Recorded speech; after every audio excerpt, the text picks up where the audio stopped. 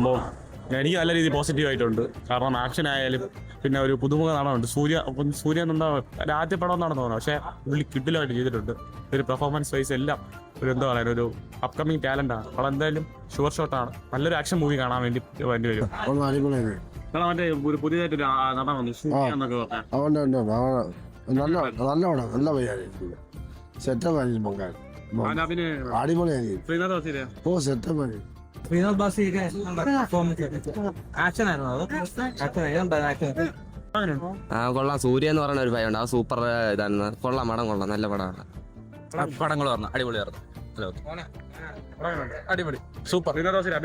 അടിപൊളി സൂപ്പർ. നല്ല പടം.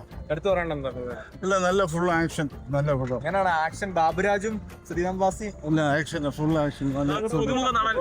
പുതുമുഖ നടൻ സൂര്യ എന്നൊക്കെ ആളെ